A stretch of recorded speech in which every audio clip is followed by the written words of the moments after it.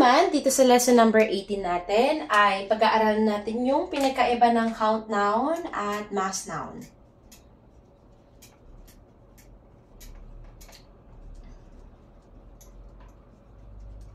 Yan. Kailangan natin malaman muna kung ano yung pinagkaiba nila bago tayo pumunta sa iba pang lesson. Sapagkat dito pa lang ay makikita na natin yung differences nila. Nang sa ganun, kapag ginamit na natin to sa mga paggawa ng mga pangungusap sa English, ay hindi tayo malilito kung ano bang pinagkaiba nila. Okay? So, sa count noun, uulitin ko, ito yung mga nabibilang at yung mass noun ay hindi nabibilang.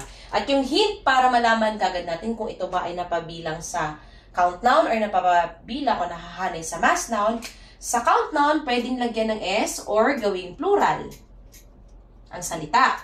Ang mass noun, hindi pwedeng lagyan ng S or gawing plural. Kasi, kumbaga, pag sinabi natin plural, ayan yung mga salitang pangmaramihan. Okay?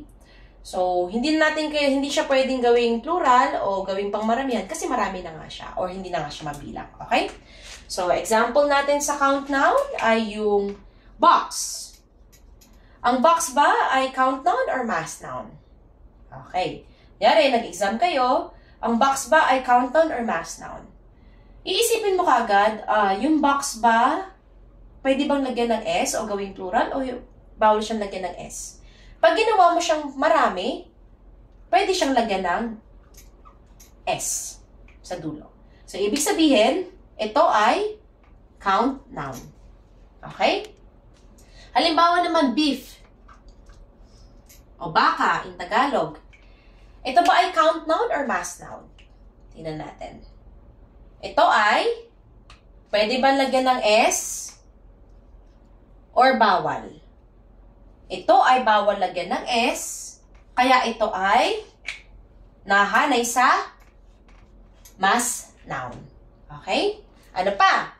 Halimbawa ay vinegar. Ang vinegar, count noun or mass noun? Ang vinegar ba pwedeng lagyan ng S kapag ginamang marami? Or hindi siya pwedeng lagyan ng S? Hindi siya pwedeng lagyan ng S. Kaya ito ay mass noun pa rin. So, mapapansin nyo na kagad na kapag count noun, ito yung mga pwedeng lagyan ng S. Ang mass noun, hindi pwedeng lagyan ng S sa dulo. Halimbawa pa, ma'am, paano kapag ganito? Child. Ma'am, hindi ko po siya, alam ko po, ang child o yung bata ay pwedeng gawing pangmaramihan in English. Okay? Pero wala naman po salitang childs. Kaya ito po ay mass noun. Tama ba? Hindi. Sapagkat, sabi natin dito sa count noun, mga salita na pwedeng lagyan ng S o gawing plural o pangmaramihan. Oo, bawal nga lagyan ng S yan. Pero meron naman siyang plural form.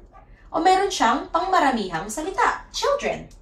Kaya ito ay hindi siya mass noun. Dahil ang plural form o pangmaramihan ng child ay children. So, ibig sabihin, pwede siyang gawing plural, kaya ito ay count noun. Okay? Ma'am, paano kapag yung food? Isa lang yan. Ngayon, pwede bang gawing pangmaramihan yung food? Pwede ba siyang gawing pangmaramihan? Pwede. Ang pangmaramihan o plural form ng food ay feet. Kaya yan ay count noun. Ibig sabihin, kahit hindi ka pa nakakita dyan ng S sa dulo, but kung pwede naman siyang gawing plural form, then, ibig sabihin, ito ay count noun. So, kapag may mga exam kayo, halimbawa, tinanong kayong teacher, food, count noun or mass noun? Iisipin mo na kagad, pwede pa ito lagyan ng S? Bawal. Pero pwede kaya siyang gawing plural form? Pwede. Yan, count noun siya. Okay?